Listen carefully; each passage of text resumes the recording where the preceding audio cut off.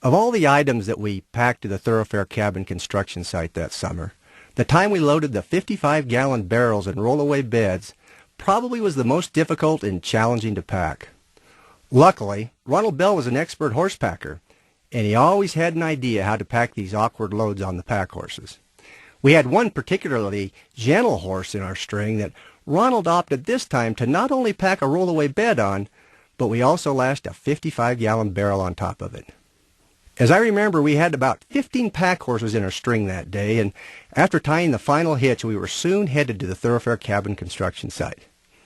Now, the trail along Yellowstone Lake is heavily timbered, and often trees and downfall have blown across the trail, requiring you to pick your way around these bad spots.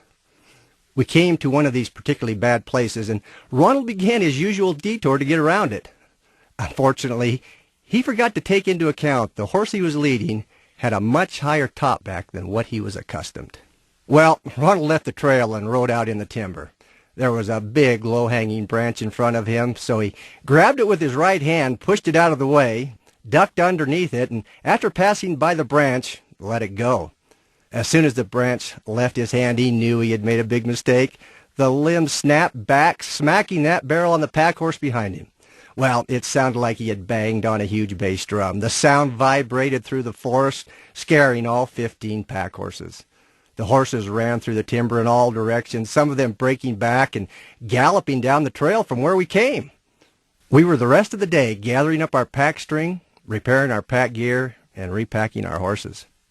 It was dark when we arrived at the cabin, and even later when we finally unpacked and unsettled our pack horses, finally getting them turned out to graze. We could see a lantern still burning in the cook tent, and as we shuffled over to check it out, we were surprised to find that in spite of the late hour, the cooks had warmed supper and had a hot meal waiting for us.